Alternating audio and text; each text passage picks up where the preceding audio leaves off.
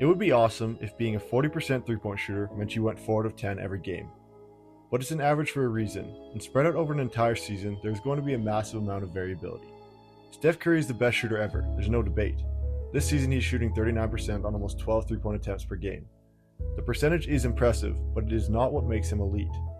It is actually the volume of threes that he gets up that sets him apart. Let's take a look at an 8-game stretch Curry had in December of this season. He went 36 of 98, or 37%, which is just below his season average three-point percentage and right on par with his average number of shots. But the variability from game to game is massive. In that 8-game stretch, he went 2 of 9, 6 of 15, 12 of 19, 2 for 9, 4 for 11, 4 of 13, 2 for 10, and 4 of 11.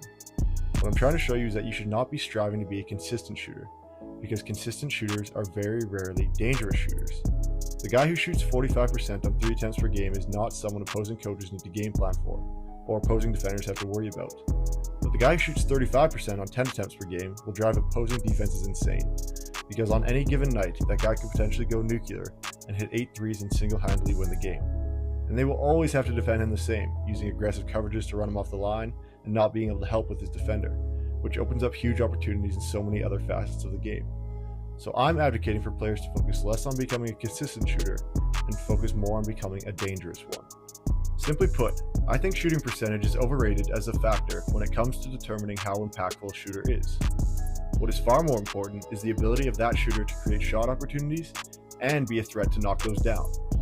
And we had a real-life case study play out in front of our eyes during the U-Sport National Championship tournament a couple weeks ago with a player named Aubrey Dorey-Havens of Carleton. He was named the championship game MVP after he hit 9 threes to lead Carleton to an 18th national championship in the last 25 years. And looking at his season as a whole, and the playoff run, supports my argument that shooting percentage is not the most important part of being a dangerous shooter. This season, Dorey-Havens averaged 14.7 points per game on 43% from the field and 38% from 3. Now let's look at his individual games this year and see if you notice anything. While the 38% on about 7 attempts suggests he hit 2.5 threes a game, the raw numbers tell a completely different story. They tell us that Dorey-Havens' shooting was rather feast or famine. This year, he made 1 or less or 5 or more threes in 19 out of 33 games. That means about 60% of the time this year, Dorey-Havens was either a bad shooter that doesn't even warrant being guarded, or one of the best in the country that needs to be guarded like Steph Curry. This is why percentage alone is not enough to evaluate a shooter. Volume and shot difficulty, both the willingness to take them and the ability to make them, matter just as much, if not more. The volume of shots that you are able to get up, combined with the threat of you hitting a large number of those threes, is what matters. Like I said earlier, the most dangerous shooter is not the one who shoots 45% on a modest volume of attempts. It is the shooter like Dorey-Havens that can shoot efficiently, but puts more of an emphasis on getting a lot of threes up. You can take this to an even more extreme. If you compare a 38% three-point shooter versus a 30% one, player A attempts 7 threes a game, and over the course of a season, they will hit about 88 threes. Player B, who shoots 30% from 3, can overcome that 8% difference in percentage and match that 88 made threes in a season simply by taking 2 more attempts per game. And if they added even 1 more attempt on top of that, it will take them to 99 makes in the season. So it becomes clear that, while efficiency is important, shot volume easily outweighs even a significant difference in shooting percentage. So obviously the most dangerous shooter is the one who combines efficiency with a high volume and the ability to knock down difficult threes. That's what makes Steph Curry so special and the best shooter of all time. But for coaches who don't have a Steph Curry, and for players who are overly concerned with their shooting percentage, we can learn from Dorey-Havens. The number one thing that is most impressive is his mentality. Coming off a game where he was 0 for 5 from 3 and his team still won, he could have easily said, I'm going to limit my shots this game because obviously we can win even when I don't shoot well. But that's not the mindset of a next level shooter. Instead, I can almost guarantee that he was thinking something along the lines of, because I went 0 for 5 yesterday, I'm due for a big shooting performance today. That is the kind of thinking that is present in all elite shooters, because even though the math doesn't really align with that belief, you have to trick yourself into believing that every next shot is going in, whether you made or missed the last one. And in the same vein as that, you need to have the mindset that it does not matter whether you are making or missing your shots, because your gravity as a shooter will be the same regardless.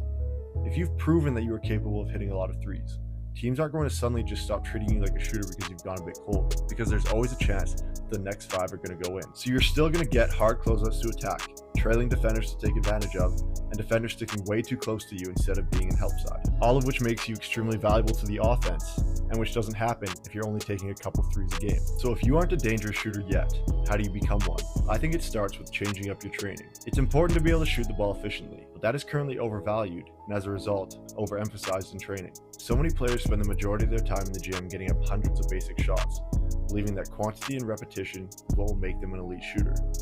But at best, I think that will make you an average shooter, someone who is capable of knocking down a couple threes a game at a decent clip, but never getting near the required volume or mentality of a next level shooter. As I've said, the goal should be to become a dangerous shooter, and to do that your training needs to push past the boundaries of what you are currently comfortable with and capable of. You need to train in such a way that bad passes don't affect you, the proximity of the defender doesn't matter, and that you can get your shot off from any range, off the dribble or on the catch, after running off a bunch of screens. Because truthfully, making the shot is the simplest part of being an elite shooter. It's actually not that rare in college basketball for most players on the team to be able to make 8 out of 10 threes or more in spot shooting. What separates the best from the rest is their ability to create those three-point shooting opportunities for themselves constantly. You need to throw yourself in situations like this, where you have to read a defender and create the space to get your shot off. Then you need to try some drills that force you to get your shot off faster than you'll ever need to in an actual game. And then you need to challenge your balance, because it would be great to always be perfectly set on every shot, but there will come a time when that isn't possible, and you better be prepared for that. Lastly, you gotta work on shooting off the dribble, because you'll stay an average shooter if you're limited to catch and shoot threes. So use a drill like this hide and seek shooting to learn how to create space effectively and efficiently with a limited dribble. If I've convinced you that how the basketball world currently looks at shooting is messed up, with too much value and focus placed on three-point percentage and not enough on how dangerous you are as a shooter, then you should subscribe to this channel and give me a follow on Instagram at nextlevel_basketball. I'm dropping all the knowledge I have on how to become a next level shooter to help you guys reach your goals, whether that's to make the senior team next season or earn a college scholarship. Leave a comment below if you want to see more videos on specific drills you can add to your training to turn yourself into a dangerous shooter. Thanks for watching.